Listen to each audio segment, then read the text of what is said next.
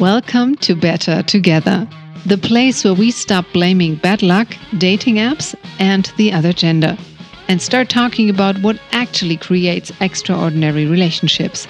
Because who you choose, what you tolerate, and what you heal will shape almost every area of your life. Hi, I'm Eva Klein, relationship coach since 2010 and creator of the 2468 Love Formula. And this is Better Together. Every week, we will decode attraction, attachment, nervous system dynamics, and the hidden secrets of successful dating and relationships. Enjoy today's episode.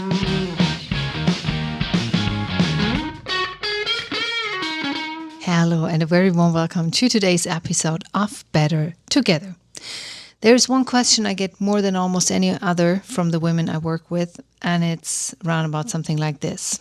Eva, how do I know if I should stay and work through it or if this is actually a red flag and I need to leave? And I want to give you an answer today that is more honest and more specific and more useful than anything you've read anywhere else so far. Because the standard answer, trust your gut, is actually the problem and not the solution. And by the end of the episode, you're going to understand exactly why. Not as a concept or as a lift recognition of something that has probably been running underneath your relationship decisions for a very long time. So let's go. I want to start with something that I think will reframe everything you've ever believed about your judgment in relationships. It's that your nervous system is not broken. It is not unsophisticated, not naive, and not the reason you're stuck because something is fundamentally wrong with you. Your nervous system is doing exactly what it was designed to do. It's keeping you safe, it says. The problem is it was designed in a different environment for a different set of circumstances by experiences that happened before you had any language to question them, any framework to understand what was going on, or any choice in how to respond to what happened around you. So here's what went on. Your nervous system sorts relationship signals constantly and automatically. Beneath your awareness, your intelligence, and all of the self-development work you've done, it takes in information about the person in front of you, their energy, their patterns, the dynamic between you, and it runs that information through a filing system. So here's the thing. It doesn't sort by safe and dangerous. It sorts by familiar and unfamiliar. And those are not the same categories. And confusing them is costing you the years of your life. Because familiar gets filed as safe, regardless of whether familiar was ever actually safe and good. And unfamiliar gets filed as a threat, regardless of whether unfamiliar is actually dangerous or just simply new, healthy, and nothing like what you've known before. AKA, it's just out of your comfort zone. So this was a brilliant adaptation back in the days, really brilliant, in an environment where emotional safety was unpredictable, where you had to read the room. And hello to all my hypervigilant listeners. Track the emotional temperature of the people around you and calibrate your responses accordingly. And this system kept you functional. It kept you connected on a weird way, yes, but it kept you connected and safe in the only ways that were available to you at that time with these people in that environment. But you are not in that environment anymore. And the system hasn't been updated yet. So even though you know that cognitively, I know, your nervous system doesn't know it. So here's the business parallel I want you to sit with, because I know many of you think this way, and it's the clearest way I can illustrate it. Imagine your business analytics dashboard had been miscalibrated from the beginning. Every metric you've been reading, like conversion rates, audience data, revenue patterns, stuff like that, has been slightly off. Not obviously wrong, just consistently, quietly off. And you've been making decisions based on that data for years. And those decisions, they look rational. They felt logical, but they were based on real information. Just that the instrument was wrong. That is exactly what an uncalibrated nervous system does in relationships. You're not making irrational decisions. You're making perfectly rational decisions based on data that has been misread and misinterpreted from the beginning. And no amount of analysis or cognitive understanding, journaling, literature, or Instagram education fixes a miscalibrated instrument. You need to go to the source, ladies and gentlemen. So let's get specific what I mean by that. Because this is where the confusion lives for most of the people I work with. And it is a very particular kind of confusion that I want to name precisely. A red flag is a pattern that repeats regardless of your growth or the relational environment. It doesn't matter how self-aware you've become or how clearly you communicate or how much work you've done, how different the circumstances look on the surface. The pattern shows up anyway, with a certain dynamic and a safe to say predictable ending. The same feeling of, how did I get here again? And a growth edge is different. A growth edge is discomfort that has a ceiling. So it appears at the boundary of what's familiar, and it dissolves as you expand into the new territory. It's the feeling of genuine newness, of something healthy that your system hasn't yet learned to recognize as safe. The single most useful question I can give you to distinguish between these two: does this discomfort dissolve when I move, or does it stay? If you do the work, expand your capacity for intimacy, recalibrate your nervous system, and the discomfort around this person reduces, shifts, or opens into something else, that's a growth edge. And if you do all of that work and the pattern is still there, unchanged, asking nothing of you except your continued tolerance of it, that's a red flag. Now, here's a specific confusion that happens for people who feel deeply and who feel a lot. And I say that with enormous respect and empathy, because feeling deeply is not a flaw. And I'm personally very aware of that experience because, little side note, not once in the history of human beings has there ever been a healer that wasn't wounded and had to learn a thing or two about self-healing. So, but that's just that thing. Let's get back to the topic. Feeling a lot is actually the foundation of the perceptive, empathetic, emotionally intelligent human you are. It just creates a very particular challenge in this context. When you feel everything, every signal is loud. The chemistry, the unease, the hope, the warning, the pull, the doubt, and it's all the same volume. It's just like noise all the time. So it's hard to sort by intensity because everything is intense. You cannot sort by how much you feel it because you feel everything profoundly. The volume problem makes discernment almost impossible, not because your intuition is absent, but because it's completely buried under the noise. And this is why outsourcing doesn't work. And I mean by that, you go and ask your friends, but they love you, they want to help, and they give you their honest read, but they are working with the same uncalibrated instrument as you, and their nervous system is different to yours, and their experiences are different. And most people have so many, black boxes, and they don't see everything themselves, and they're not, they are biased because they love you, and they want to protect you in their way. So their history of what love is supposed to feel like cannot recalibrate your challenge right now.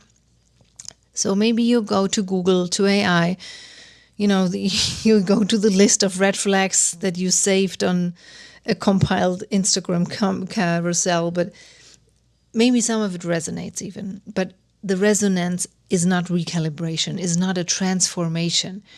And reading the right words does not update the symptom that is running beneath them.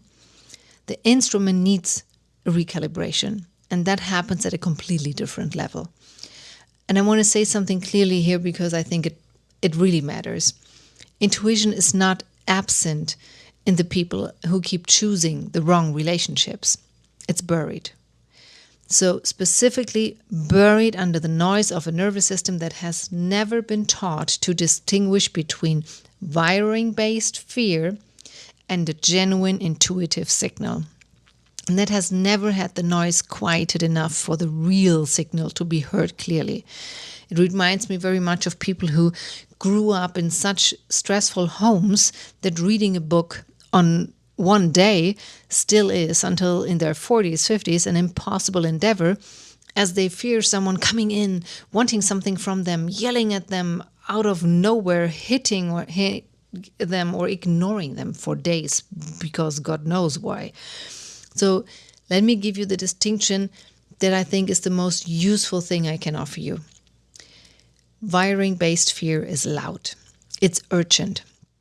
It feels like certainty, and it arrives fast with momentum, with a pull that feels like recognition, like coming home. It's familiar in a way that your whole body responds to before your mind has had a single conscious thought about it. You are with a man, for example, where you also can't read a book. When he opens the door, you jump from the couch, your heart starts racing, and you wonder whether the house is clean enough, whether he expected food on the table. Ooh, did you forget that? Or anything else that would make you open to get attacked. So perfectionism, fulfilling unspoken and spoken needs from others, becomes your second nature. But it didn't just happen last year. This program was led decades ago. And the people expecting it from you, oh, isn't that normal, you think? No, it's just familiar and therefore safe for your nervous system. That's why you keep choosing them. And that's why your cortisol level is so high. That's part of why you might have an autoimmune disease and so on. Your fear, your anger, all of those negative feelings are buried because you were never safe to just express them. Your nervous system is on the edge and you exhausted. You just don't know it as it feels so familiar, aka normal. That's life, right? No, it's your life until today if you want to. And this audio can be your turning point. Not turning? You can read more about that in my book, Revolutionize Your Life. But that's much that. You remember Tina Turner, right? So she was married to Ike Turner for, I think, over 16 years. They built a family, but he beat her up, violated her physically, emotionally, and financially. And one day, it was one hit too much. Her learned and inherited level of pain got exceeded. So she left him overnight. She fought for her name and didn't look back. That was her Turner point. So how to avoid losing that many years and spend them suffering? Learn to listen to yourself faster. Heal your nervous system, which for me means let's do the work with hypnosis, as it's the fast track to freedom, in my understanding. And please know that genuine intuition is way quieter. It doesn't rush you. It doesn't need the decision to look a certain way or to be validated by anyone else or to arrive with electricity and momentum. It's such a big misunderstanding. It simply knows, and it can wait. So the woman who feels that electric, urgent, certain pull towards someone or man and calls it intuition is very often following her wiring, her history, the pattern her nervous system learned to call love before she had any say in the definition of love. The woman who meets someone calm, present, reliable might feel nothing. And it's very often experiencing her nervous system response to unfamiliarity. Not absence of connection, just absence of the familiar activation she has learned to associate with love. And here's the part that I find the most important. I know this territory, not just professionally, believe me. I know what it feels like to be a perceptive, deeply feeling woman who still could not hear her own signal clearly. You will have, in my book, you will read plenty of those stories of mine, who had all the tools, all the awareness, all the language, and still couldn't sort the noise from the signal in real time. And I know what it feels like when the noise finally quiets. Best feeling ever, promised. It's not a traumatic moment, it's surprisingly quiet when you reach that point of healing, of being healed in that certain way. I mean, we are always growing and learning. But when you heal the biggest wound of all, you will know it, believe me. It's a kind of clarity that doesn't announce itself, and it just settles. And from that place, your decisions look completely different. And that is the work we do. Not at the level of insight, understanding all. It's at the level of the nervous system, where hypnotherapy specifically reaches beneath the cognitive noise, beneath the learned responses, at the place in the body where the actual truth has always been stored. And what the body holds, the body can also release. And I always tell my clients, because I have a special technique, it's called intentional revolution technique. We want every feeling to come and go in our life, even an orgasm. I mean, it's such a beautiful feeling, isn't it?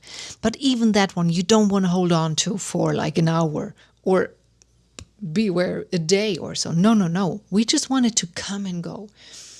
But especially we want negative feelings to come and go. But as children, we didn't know how to deal with them. So we froze them. We didn't know what to do with them. So we said, okay, you know what? I have no idea how to deal with daddy's anger or mom's ignorance or her unpredictability. So let's deal with that when I'm grown up, right? So you keep yourself busy and busy and busy. And then the last vase in your house is set at the perfect corner in the kitchen. And then it appears to you, oh my God, I'm married to the wrong person. Or what did I do here, right? So, and then those dead water bodies, they come to the surface and I say like, hey, listen, we got to take a look at that, right? You want to solve that, don't you? And that moment, please never ever try to push that dead body down.